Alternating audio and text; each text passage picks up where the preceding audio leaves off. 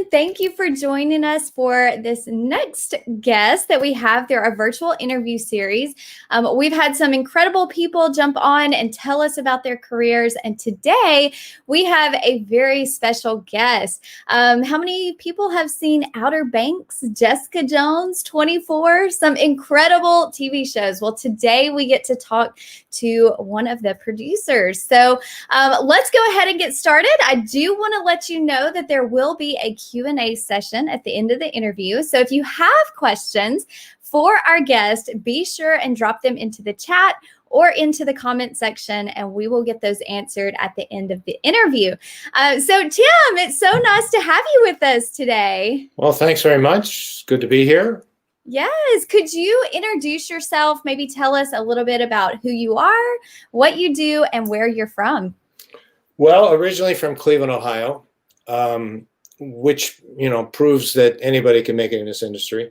Not a whole lot of us out of Cleveland came out to California. So that's where I'm from. I went to high school and undergraduate school there. I went to film school at Loyola out here in Los Angeles. After that, I worked at a couple of TV stations, one in Kalamazoo, Michigan, which really felt weird when I was there. Nothing against Kalamazoo. It was a fine town, but I was like thinking, wait a minute. I wanted to make movies and television shows. What am I doing here? And then I ended up working at a couple television stations in Cleveland. One of the things I wanted to do was when I got out of school was I didn't want the production assistant job, which is nothing against that job. I probably should have done that, but I didn't. And I did get a chance to make a lot of documentaries. And that taught me a lot about storytelling. And I ended up working at Paramount Network Television division at Paramount Studios in Hollywood. I was vice president of production there. And the executive life was not one that I wanted to be part of. And I said to my bosses, I said, look, let me produce a show or direct or something like that. So I got into a series there as a producer. And from there, I started producing and directing television shows. I've been doing that for a long time, right around the time cell phones were invented is when I started, or at least became available. So, and we used to hunt for food before cell phones, and now we can go to the store. That's how long I've been doing it. Yeah, so you've told us a little bit about your journey of how you got to where you are now, but I know that probably wasn't always sunshine and butterflies, right? So could you tell us maybe some obstacles that you overcame or things that you faced along your way and how you overcame them? Well, the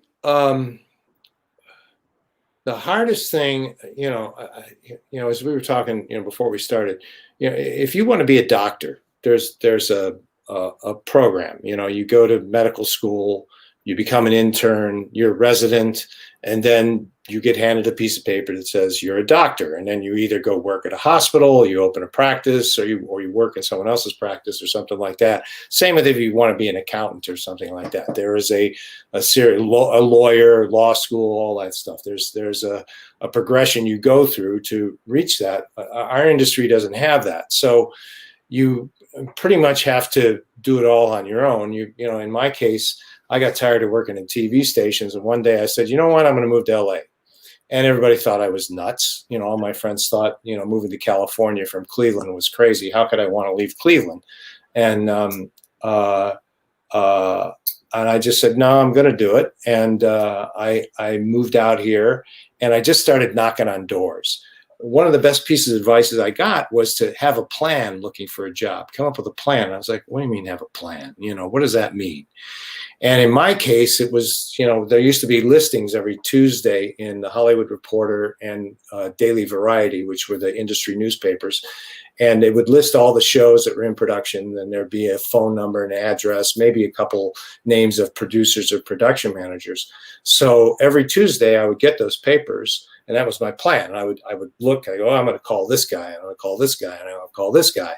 And most of the time, they would either not be available, not return my calls. But if I got them on the phone, they'd say, well, maybe we have something. Send me your resume. And what I'd ask them for is I'd say, well, can you tell me someone that you know, and do you have a contact number that I could call them and perhaps they have an opening. And some people would say, oh, we'll call, this guy at this show or this woman at that show. And that's how I would do it. I just kept doing it and doing it and doing it. I think the one takeaway from all that is, if you really want to do this, is, you don't have to be a genius. You don't have to be like some unbelievable talent. You just have to be determined. Mm-hmm. And as long as you're determined and you're willing to work hard and be a self-starter, and by self-starter, that is learning to do your job without having to be told, and learning how to find extra things to do that will impress the people that you work for. And they'll say, this person has something on the ball, and they'll have bigger plans for you later on. So I tried to do that, and it worked out pretty well. And here I am. Yeah, I love that. I mean, that is just a simple piece of advice that anyone can do. It doesn't take a special skill, but being determined, showing up and doing a good job. I mean, you never know where that's going to lead you and what opportunities might become available because of that. Yeah. Well, yeah, that's kind of the key to anything you want to do. Mm-hmm. If you, our industry, I guess if you're from the outside looking in, you think, oh, wow, look at all those people. And this is, it's so slick, and, you really got to be gifted to get in. It's not true. Mm-hmm. You'd be surprised how many boneheads there are that are working out here. And you just go, oh my gosh, there's that old saying, good help is hard to find. It's mm-hmm. true. It's really true. I could, Jessica Jones was an exception. That show, we had good people, top to bottom. I've done other series, and I won't name them, where I just hung my head and I was like, oh my gosh, is this the best we could do? We'd find people that, and part of the biggest problem was, is you don't need people to be geniuses. You just need them to work hard. And you'd find out, well, somebody left early, or they didn't complete the job, or they weren't thorough. And it just, I worked in a gas station to pay my way through college. And I did that job to the best of my ability, and mm-hmm.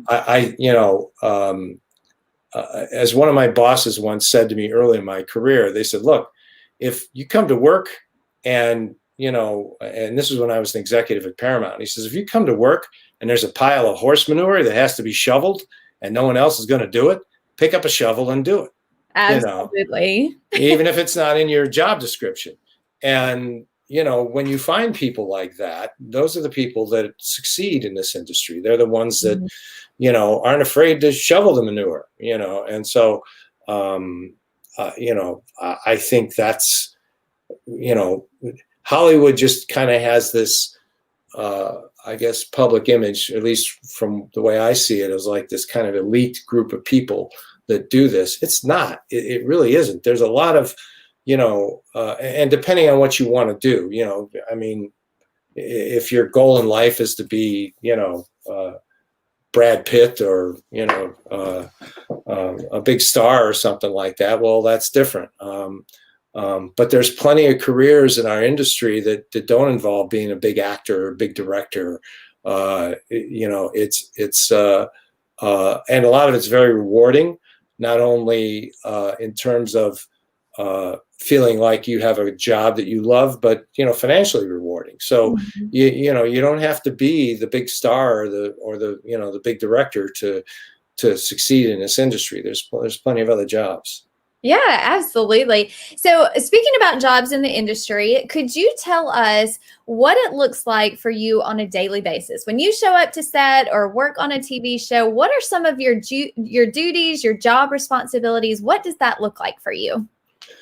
Well, it always starts with the script. And what my job is to get the show up and shot, and to be not only interesting and looking great, but to do it for the budget. Mm-hmm. And oftentimes you have a script that's too long or too big for the amount of money you have or the amount of time you have. Jessica Jones, each episode was shot in 9 or 10 days. It would depend.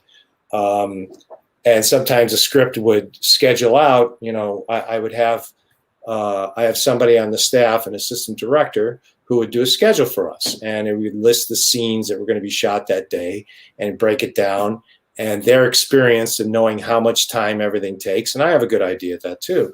And you sit there and you look at that schedule and you say, oh my gosh, that's a 12-day schedule. So I had to figure out a way to get it down into 10 days. And then I had to figure out a way to get, the sets built for the amount of money we had, or eliminate a set so we could afford to build a bigger set. And what that required me to do was to look at the story and say, okay, I don't need this scene to be shot, let's say, in a train station. I could shoot that around the corner on the street by this office we're shooting in. So I don't have to pay for a train station, and I could just do it on the sidewalk, or something like that. So, my job involved, knowing how to tell a story, but also knowing how to tell that story in different ways. There are plenty of shows that I've done where it was originally written one way and we couldn't afford it, or we didn't have the time to do it. And I sat down and wrote another way that we could do that. Yeah. So it sounds like a lot of creativity involved for sure. Mm-hmm. So if you could explain, you mentioned when you get the script. So when you are producing or directing a TV show, are these ideas that someone else has developed and you're bringing them to life, or do you develop the ideas and concepts behind a TV show? How does that work? Well, in series television, and I'm talking about, Jessica Jones or Outer Banks or 13 Reasons, whatever you're watching these days, Stranger Things. The creators will come up with the concept and write a pilot script or a prototype script, as they're calling the first scripts these days, and then it'll have all the characters. It goes to the studio. The studio says, "Oh, we like this," or "We don't like that," and they make changes. And then when that's done, it then goes into production. So there's a set of writers who create the show idea with all the characters and all that stuff, and then the scripts are written from that. They'll get in a room with other writers and they'll decide the arc of the season. Like at the beginning of the season, we're going to meet the villain, and by episode 2, this happens, episode 3, and at the end of the year, we end up, at a certain place. Pick whatever series it is you've ever watched, and there's a progression from episode 1 to the last episode, and that's decided by the writers. And so I will be a part of that, in that they will send me the script, and some of it is possible to be done, and some of it is not so possible to be done. Like we had a scene written for Jessica Jones where they wanted her to jump off the Manhattan Bridge onto a barge pushing a tugboat, pushing a barge that was filled with garbage. Well, there were a whole bunch of problems with that. First of all, the city of New York was not interested in us shooting some scene with people jumping off bridges, because their fear was that would encourage people to jump off the bridges. And so you have to find another way of doing that. And the writers will say, "Oh, she's got to jump off the bridge." And it's like, okay, you don't understand something. I can't go on the bridge with a camera. The city won't let me, number one. And even if I go up there on my own, if I have somebody jump off the bridge, that's it. They're not going to give us any permits to film within the city. So you got to play ball with these people. And, and what I ended up doing was coming up with another sequence. And it was affordable. And we ended up filming that, and it told the story, and everything was fine. But that's those are the kinds of things you run into. Is that the writers, and as they should dream big. Writers, when they come to me, they'll say, "Well, how should I write this so we could afford this?" And I say, "Just write something interesting, make it interesting, and if it's too big, we'll somehow figure it out." And it has worked out.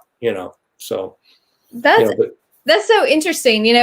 As someone who's never worked in the industry, I've never really thought about what that process looks like. So I love that you broke that down for us. It's, that's the nutshell. There's a lot of things, you got to talk about the clothes that are being worn.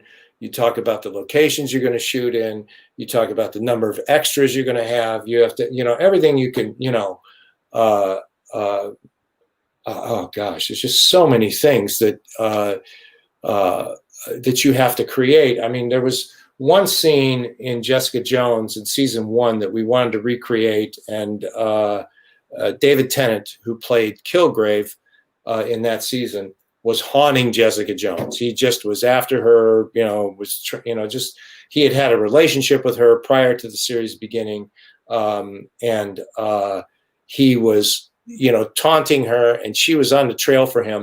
And we had this one scene where it was written where she comes into the room and he's put a bunch of pictures that he's taken of her up on the wall, and that's all we had.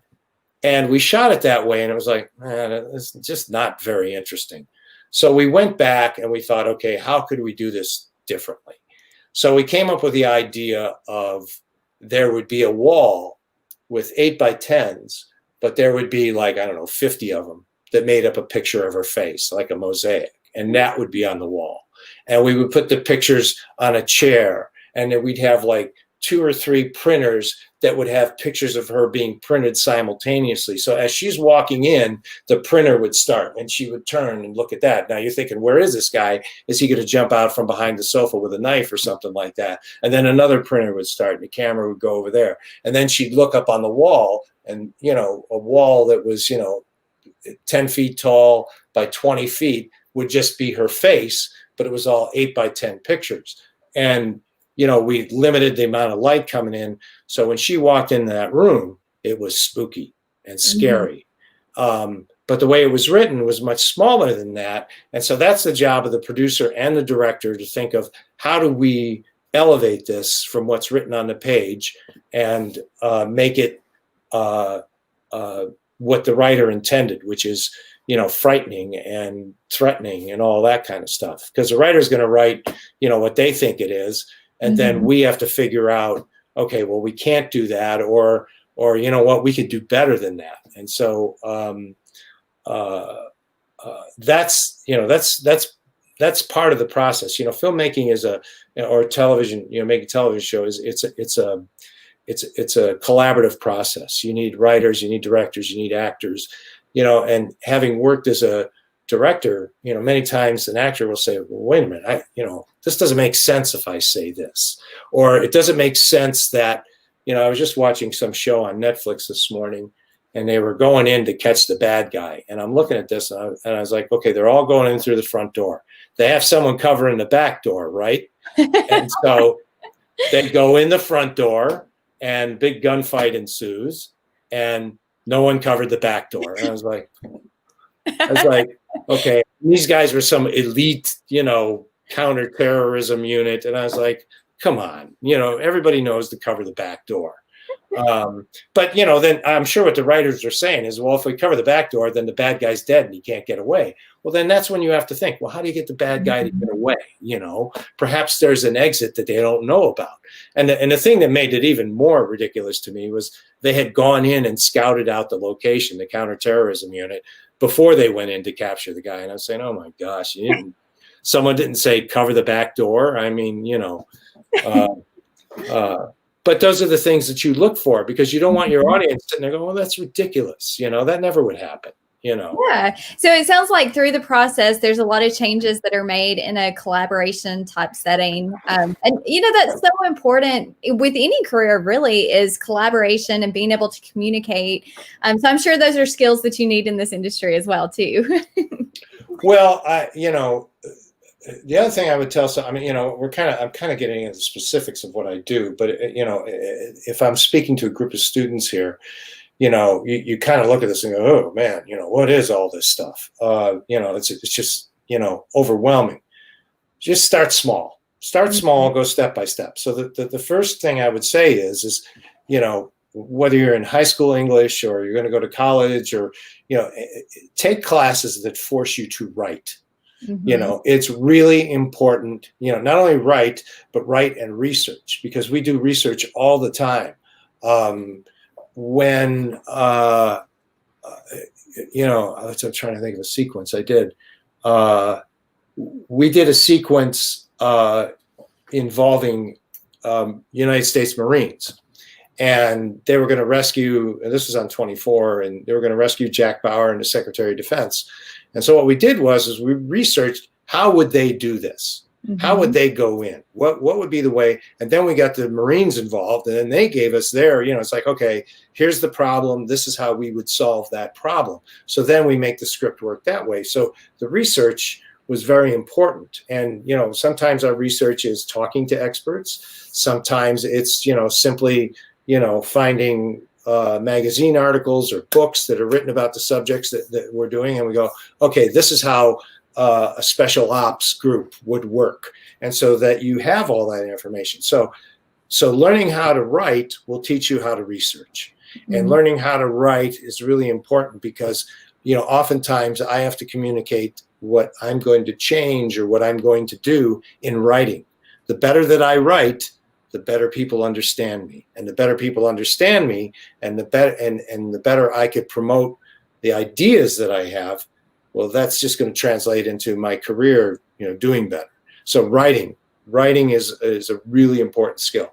Second thing, and it's not second, it's just I happen to be mentioning it second, and this is probably the most important thing, is learn how to work hard. Mm-hmm. Learn how to be a self-starter. Learn how to, whatever your job is, however small it might be, to do it the best you can. And not only do it the best you can, look how you could do more than what's expected of you. Don't do, what the job description is. Do the job description and say, what? Here's how I can make this job better. Here's how I can contribute more to the organization. People like me see that and say, okay, these are the people we want to promote. These are the people we want to give, other jobs. These are the people we want to pay more money to. So it pays off when you work hard. And I think that's probably the most important thing you do. Just work your tail off. And it starts in school. You form those habits in the classroom. Or you form those, if you're an athlete, you form those habits on the athletic field or on the court or wherever you are, whatever game you're playing. It's not necessary that you've had that experience, but those are two ways to do it.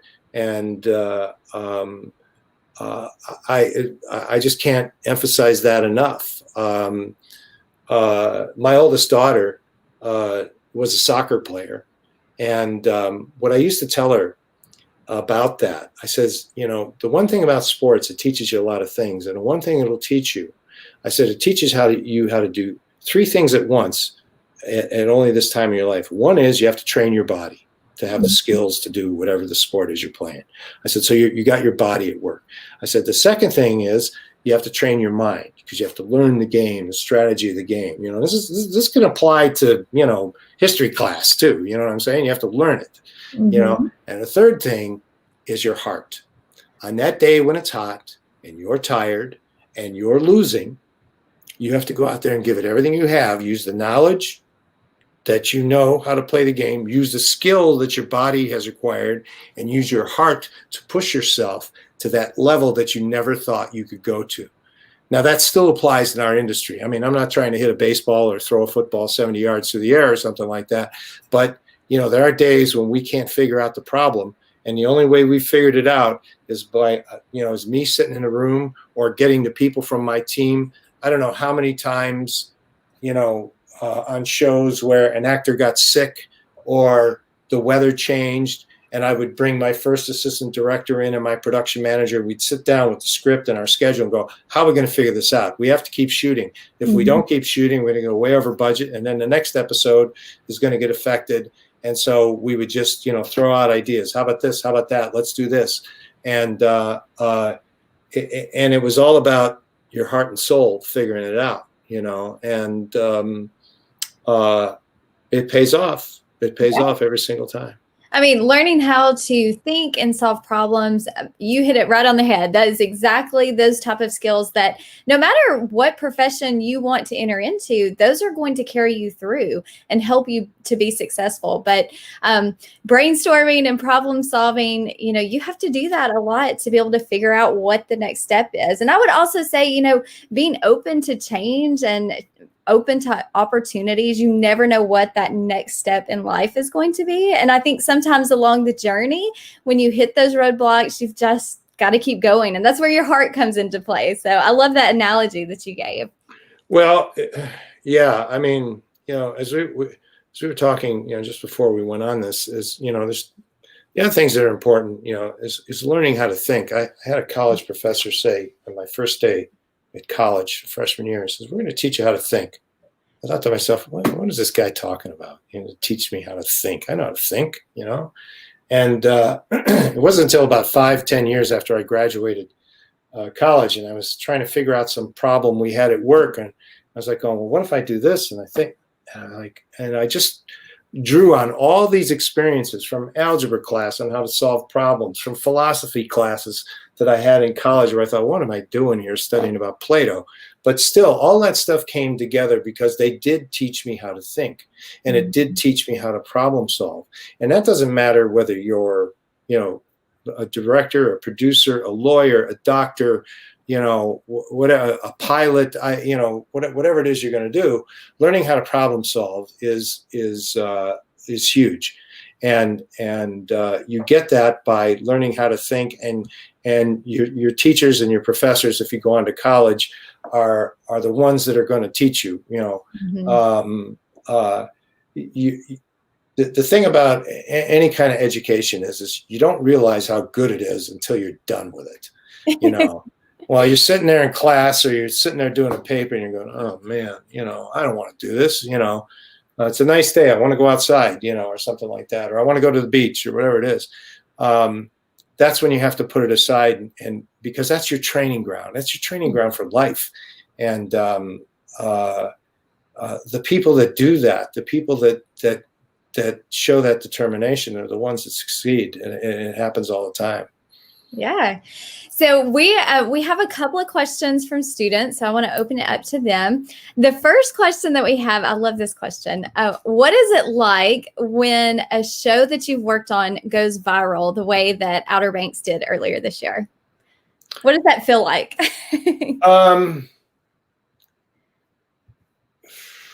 Well, it was a little bit of a surprise because Netflix didn't give us a lot of money.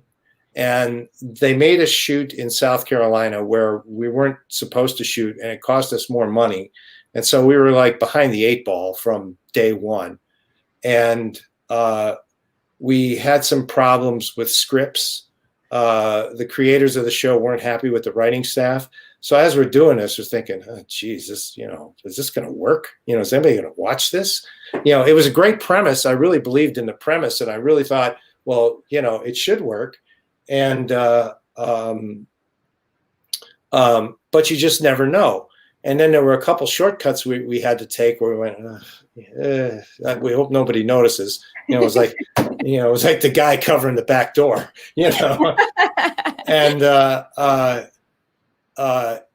and when we were done, Netflix said to me to tell the show creators that the most important thing to do was, to get renewed for another season, was to make the show for the money that they gave us. If we went over budget, our chances were less, but to be on budget.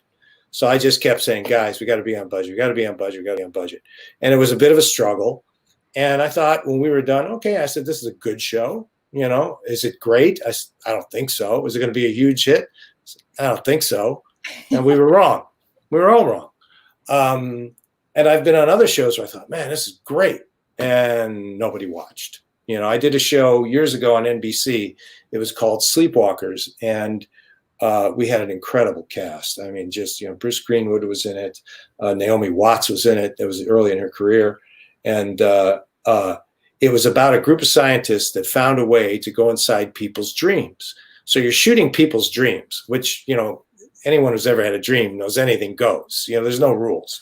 And I thought, this is great. Everyone's going to watch it. 8 episodes canceled. Oh no.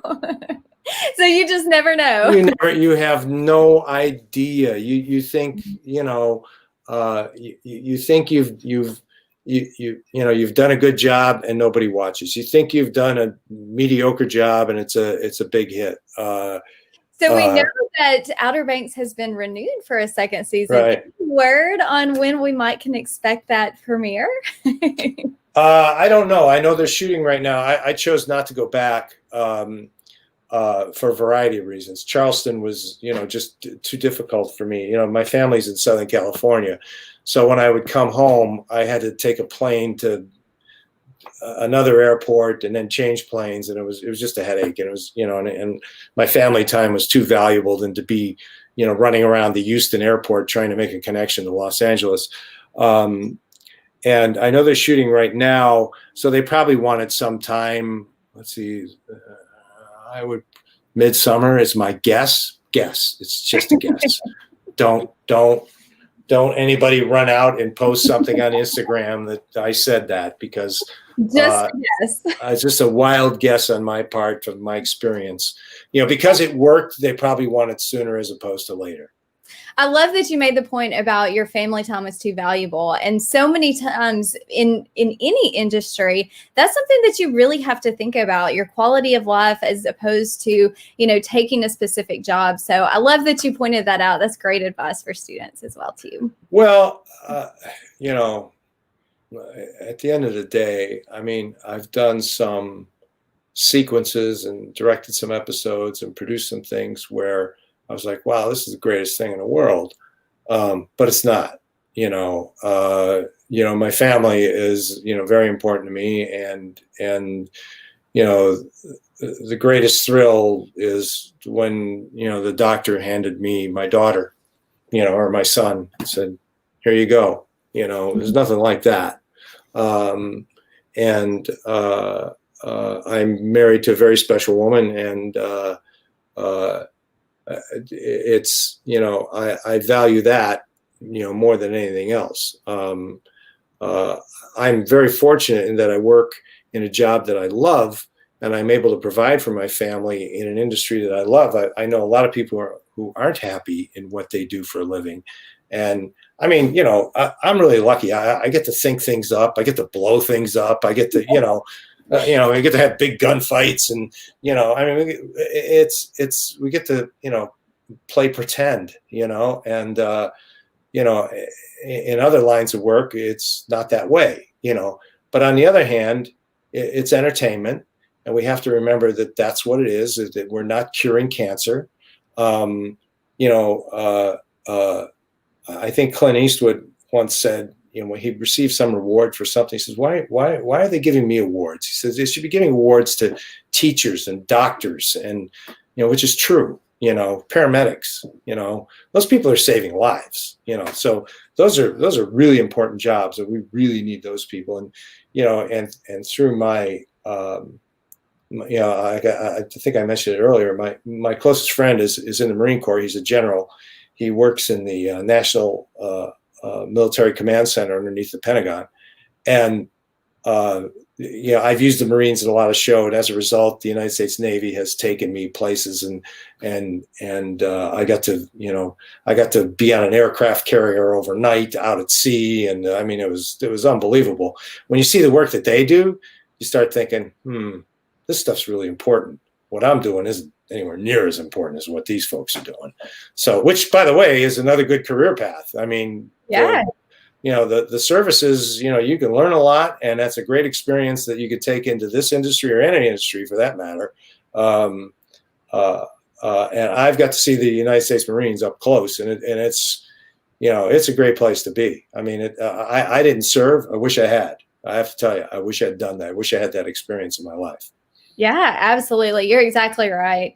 That is a great career path, especially to gain that experience, go places, do things, and then serve your country. That's incredible. So, I'll pay for college. Exactly. Yeah. I'll pay for college. I mean, if you're good enough to get into one of the service academies, like, Annapolis or the Air Force Academy or West Point, I mean, geez, you got to give them 6 years or 4 years or whatever it is. But, they'll train you to be, something really special. And like I say, I've toured Camp Pendleton. They took us to sniper school. I have to tell this story. Took us to sniper school. And the way sniper school works is there's this field, and it's about, I don't know, 500 yards long. And on this end are guys with binoculars and these scopes. And on the other end, they give these Marines their rifle and their uniform, and that's it. And they have to take like brush and weeds and, and disguise themselves and work their way through the field. And as they work their way, they go 500 meters, 200 meters, whatever it is. And the guys on this end or this end here hold up a card, and they have to cite the card and tell them what's written on the card. If they could tell them what's written on the card, that's considered, that they hit the target. Meanwhile, the guys with the scopes are looking for them, and they have a guy walking around with a white stick, and they're telling him, go to the left, go to the right. Okay, now he's right there. And if the guy's there, well, you're considered dead. And then you have to go back and start all over again. Well, they walked us through the field where these Marines were crawling on their bellies and had weeds. I almost stepped on 2 guys. That's how well these guys hid themselves. I was like, oh my God, I'm going to ruin their chances here. So anyways, there's some exciting stuff to do in that line of work. So I don't know. I got off on a tangent there, but all I'm saying is that this dedication and hard work is the bottom line. That's what you need.